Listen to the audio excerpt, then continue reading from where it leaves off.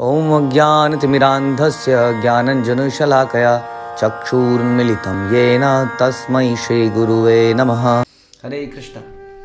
भगवद गीता अध्याय 18 श्लोक संख्या 33। धृत्या यया धार्यते मनः प्राणेन्द्रियाक्रियः योगेना व्यभिचारिण्या धृति सा पार्थ सात्विकी। हे पृथा पुत्र, जो अटूट है, जिसे योगाभ्यास द्वारा अचल रहकर धारण किया जाता है और जो इस प्रकार मन प्राण तथा इंद्रियों के कार्यकलापों को वश में रखती है, वह धृति सात्विक है। तो अभी तक हमने चर्चा करी थी बुद्धि की, जिसका कार्य था, क्या था कार्य? Discrimination and determination. तो ये बुद्धि के हमने 2 अंग शुरू में डिस्कस करे थे और स्पेसिफिकली अभी तक हमने डिस्क्रिमिनेटिंग पावर को डिस्कस किया था। अब हम डिस्कस करेंगे डिटर्मिनेटिंग पावर को। हाँ, ये जो कि बड़ा इम्पॉर्टेंट है। जब हमने पहले भी शुरू में ही चर्चा किया था कि जब तक किसी चीज़ के लिए संकल्प ना किया जाए तब तक वो चीज़ होती नहीं है ज़िंदगी में, लाइफ में। इसलिए संकल्प बड़े ज़रूरी है, निश्चय। तो यहाँ पर धृति, हम डिटर्मिनेशन की बात करने वाले हैं। अब डिटर्मिनेशन भी 3 प्रकार की हो सकती है, सात्विक, राजसी और तामसी। जैसे कि हर वस्तु इन 3 गुणों में डिवाइडेड है। ये पूरे प्रकृति इन 3 गुणों के साथ चलती है और इन 3 गुणों को तोड़ पाना असंभव है। इसलिए भगवान कहते हैं कि जो मेरी शरण में आता है वही इस माया से बच सकता है। माया की 3 शक्तियाँ हैं। हाँ, ये माया के 3 गुण हैं, समझ लीजिए, रजोगुण, सतोगुण और तमोगुण। तो उसके अंतर्गत भी हमारी डिटर्मिनेटिंग पावर, डिटर्मिनेशन, धृति, निश्चय भी 3 प्रकार का हो सकता है। इसलिए सारे निश्चय अच्छे हैं ऐसा नहीं कह सकते हम। तो सबसे पहले बता रहे हैं कि जो सात्विक धृति है, हाँ, वो क्या है? वो अटूट होनी चाहिए। वो अटूट है। This is one of the symptom only. अटूट तो होनी ही चाहिए। अब हम देखते हैं कई लोग प्रण लेते हैं। कई लोगों ने कोरोना के समय प्रण लिया कि हम वाला करेंगे, हम समझ गए जीवन बेकार है, देखिए जी सारी तरफ लाशें लाशें, लोग मर रहे हैं, ये हो रहा है वो हो रहा है। हम प्रण लेते हैं, हम कक्षा करेंगे, हम क्लासेस लेंगे, हम जपा करेंगे, हम आया करेंगे, हमने देख लिया जीवन में क्या सच्चाई है। लेकिन जैसे ही कोरोना दूर हुआ, इन लोगों की धृति समाप्त हो गई, इनकी डिटर्मिनेशन ख़त्म हो गई और फिर से उन्हीं कार्यों में लग गए जिसमें पहले लगे थे। इस तरह से कई बार लोग आते हैं अपनी कोई मुराद लेके, मेरे पति को शराब पीने की आदत छुड़ा दीजिए, उसको प्लीज़ क्लासेस में बुला लीजिए, अपने बुला लीजिए, ले लिया जी। उसके बाद जब आदत छूट गई, हाँ, तो क्लासेस भी छूट गई, सब कुछ छूट गया। हाँ, हमारी बेटी की शादी नहीं हो रही है, वगैरह वगैरह। कई बार हम कई चीज़ों के लिए भगवान के पास आते हैं, चतुर्विधा भजन्ते माम, और कई बार उन चीज़ों को प्राप्त करने के बाद हम चले भी जाते हैं। जब जीवन में दुख आते हैं तो भगवान, गुरु अक्सर याद आते हैं। जब जीवन में सब कुछ सही चल रहा होता है तो ना तो गुरु याद आते हैं ना भगवान याद आते हैं। उस वक्त रिलेटिव्स फॉर एंजॉइंग याद आते हैं, हम भूल जाते हैं सारी चीज़ें, है ना। तो इसके कारण हमारी जो धृति है वो क्या है? अटूट है? नहीं, ये अटूट नहीं है। जीवन में कुछ अच्छा लग रहा है, जब तक गर्मियों का मौसम था तब तक हमने डिटर्मिनेशन बनाई कि हम सवेरे जल्दी उठेंगे। अब जैसे ही सर्दियों का मौसम आया, हमने सोचा नहीं, थोड़ा लेट हो जाता है, अच्छा था, है ना। तो ये क्या हो गया? अटूट नहीं है फिर ये। हाँ, इसलिए प्रभुपाद कहते थे अगर आपको नहाना है तो सर्दियों में भी नहाना है, गर्मियों में नहाना है।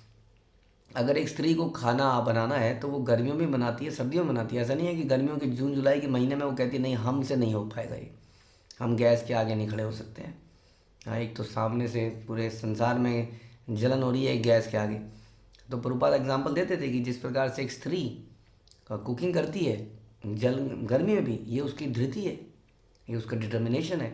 उसी प्रकार से हमारा भी डिटर्मिनेशन होना चाहिए, ये अटूट होनी चाहिए। यदि अटूट नहीं है तो सुख दुख के अनुसार आ रही है और जा रही है, इसलिए राजसी कह सकते हैं। हाँ, अभी सुख है जीवन में, जब तक सब सही चल रहा है तो हमने बहुत सारे संकल्प कर रखे हैं, जैसे ही मुश्किलें आई तो हमने उसको छोड़ दिया। तो अटूट जो है, पहला लक्षण तो यह है कि वो सात्विक है, मतलब अगर और बातें कंडीशन पूरी हो जाए तो। लेकिन अटूट तो होनी चाहिए। It should not depend on some conditions apply. ये नहीं होना चाहिए इसके साथ कि अगर ये होगा तो हम ये करेंगे, नहीं तो हम नहीं कर पाएंगे। यदि सब कुछ ठीक चलेगा, यदि हमें सम्मान मिलता रहेगा, हाँ, तो हम करते रहेंगे। यदि किसी ने अपमान हमें कर दिया, अपमानित कर दिया, किसी भक्त ने हमें कुछ बोल दिया, तो हम छोड़ देंगे, हमसे नहीं हो पाएगा, क्योंकि हमसे इस तरह से बोला जा रहा है। तो इस प्रकार का जो है वो धृति वो सात्विक नहीं है। तो सात्विक धृति है जो अटूट है, किसी भी कंडीशन में वी आर सरेंडर्ड, लाइक शिला प्रभुपाद।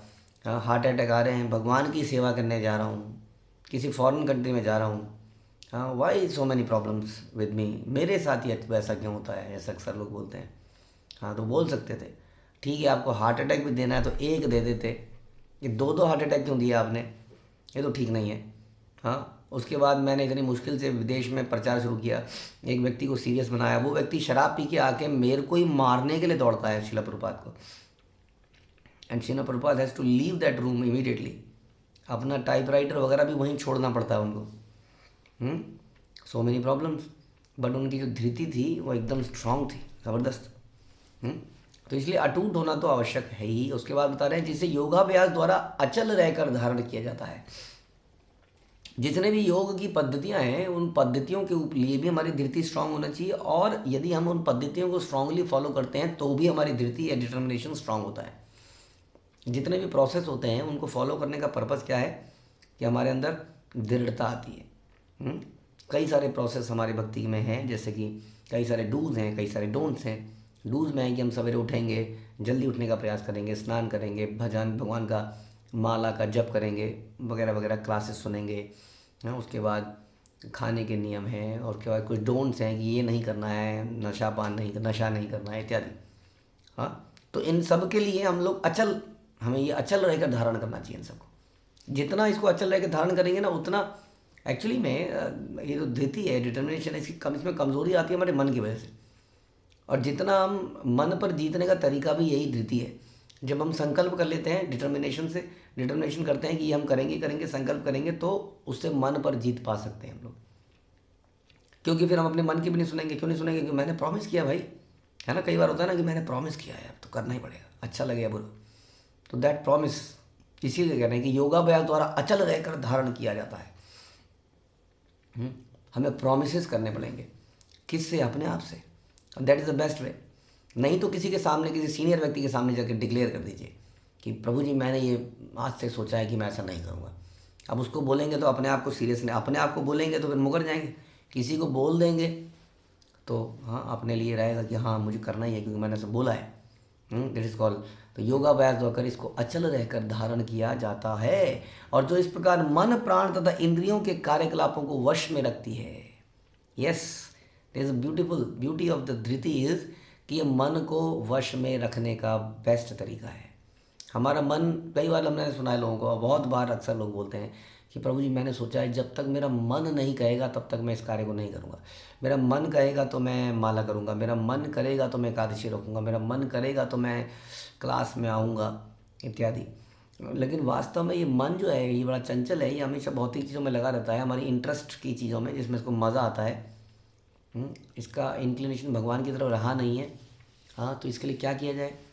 जैसे कि हमारा मन करता है कि हम सो जाएं रात को, लेकिन हमारा पेपर है तो हम कई बार रिटर्न आज मैं पूरी रात सोऊंगा नहीं, हम केवल पढ़ाई करूँगा, कहते हैं ना। तो ये क्या है? This is my determination. और इस प्रकार हम अपने मन को जीत लेते हैं। नहीं तो मन को तो हमें नींद आती है, मन कहता है सो जा यार, क्या हो जाएगा, अब 2 घंटे और पढ़ के क्या हो जाएगा, सो लेते हैं। तो थोड़ी देर तो सो लेते हैं, 1 घंटा तो सो लेते हैं, लेकिन हम कई बार स्ट्रांगली बोलते हैं नहीं हम नहीं सोएंगे।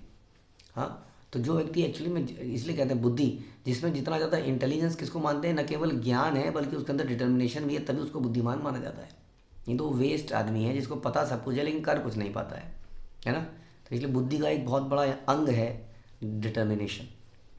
इस प्रकार ये मन को नियंत्रित करने में बहुत मददगार है। ये हमारे प्रोमिसेस, हमारे संकल्प जो हम गुरु के सामने लेते हैं, भगवान के सामने लेते हैं, दे आर वेरी इंपॉर्टेंट। मन अदरवाइज कंट्रोल में नहीं आ सकता है। चंचला ही मना कृष्णा, जो व्यक्ति उसको कंट्रोल करने की कोशिश करता है उसको ही हर लेता है, ऐसा ये मन है। लेकिन ये संकल्प द्वारा, कई बार लोग जैसे संकल्प लेते हैं, बड़े बड़े संकल्प, जैसे भीष्म पितामह के बारे में सुनते हैं। हाँ उन्होंने जब संकल्प लिया कि मैं आजीवन ब्रह्मचार्य व्रत का पालन करूंगा, एक क्षत्रिय होते हुए, इतना बलशाली, इतना सुंदर होते हुए, गंगा जी के पुत्र, जिसके लिए पूरे संसार की लड़कियां उनसे विवाह करने को तैयार हो जाएं, वो देवव्रत, अचानक से जब उन्होंने ये संकल्प लिया तो कहते हैं कि आसमान से पुष्पों की वर्षा हुई कि भीष्म, उनका नाम पड़ा भीष्म प्रतिज्ञा ली उन्होंने। हाँ इस प्रकार से जब उन्होंने प्रतिज्ञा ली तो उसका हम देखते हैं आजीवन पालन किया। उसके बीच में जब उनके भाई नहीं रहे हाँ, उस वक्त भी माता ने, सत्यवती ने उनको बोला कि तुम अब माँ, अब तो तुम ही हो, अब तो मेरे पुत्र तो रहे नहीं, अब तुम शादी करो, राज्य को संभालो, अब क्या करें। बोले नहीं, मैंने प्रतिज्ञा ले ली थी तो मैं प्रतिज्ञा ले ली थी। देखिए सोचिए ज़रा, क्योंकि उन्होंने सत्यवती के लिए ही प्रतिज्ञा ली थी। हाँ, कि राजा शांतनु जो है उनसे शादी करना चाहते थे, लेकिन सत्यवती के जो पिता थे उनकी ये कंडीशन थी कि यदि मेरा बेटा, इस मेरी बेटी का बेटा ही राजा बनेगा। तो उन्होंने कहा ठीक है जी, तुम्हारी बेटी का बेटे को राजा बना देंगे। उन्होंने कहा नहीं, तुम तो मान गए हे देवव्रत, लेकिन यदि तुम्हारी संतान नहीं मानी तो फिर क्या। कल को वो राजा बनने के लिए अड़ गई तो वो बोलता है अब मैं प्रतिज्ञा लेता हूँ कि मैं आजीवन ब्रह्मचारी रहूँगा। लेकिन अब तो संतान रही नहीं थी, दोनों के दोनों पुत्र मर गए थे। हाँ, तो ऐसे में भी भीष्म पितामह अपनी प्रतिज्ञा को नहीं छोड़ते हैं। हम ये नहीं कह सकते कि हम भक्तों के बीच में हैं तो हम ये खाएंगे ये नहीं खाएंगे, लेकिन भक्तों के पीछे चले जाएंगे, कंडीशन बदल जाएंगी तो हमारी कंडीशन भी बदल जाएगी। तो ये जो डिटर्मिनेशन है कंडीशनल नहीं होती है, ये हम कह रहे थे। इस प्रकार से भीष्म पितामह ने उसकी प्रतिज्ञा का आजीवन पालन किया, इसलिए वो इतने आज की डेट में उनको हम याद करते हैं। इसलिए ये मन पर विजय पाने के लिए बेस्ट चीज़ है, न केवल मन, प्राण और इंद्रियों के कार्यकलापों को भी वश में करती है। ऑब्वियसली जब मन कंट्रोल में हो जाता है तो हमारी इंद्रियां अपने आप वश में हो जाती हैं। भगवद गीता कहती है कि सबसे नीचे के लेवल पे है ये ग्रॉस बॉडी, उसके ऊपर है सेंसेस, उसके ऊपर है मन, उसके ऊपर है बुद्धि। तो इस बुद्धि में भी खास तौर पे कौन सा अंग बुद्धि का डिटर्मिनेशन, उससे इस मन, इंद्रियों सब पर नियंत्रण करा जा सकता है। ऐसी धृति सात्विक है। प्रभुपाद कह रहे हैं कि योग परमात्मा को जानने का साधन है। जो व्यक्ति मन, प्राण तथा इंद्रियों को परमात्मा में एकाग्र करके दृढ़तापूर्वक उनमें स्थित रहता है, वही कृष्ण भावनामृत में तत्पर होता है। ऐसी धृति सात्विक है। तो प्रभुपाद कह रहे हैं कि वास्तविकता में ये जो डिटर्मिनेशन है किस लिए होना चाहिए।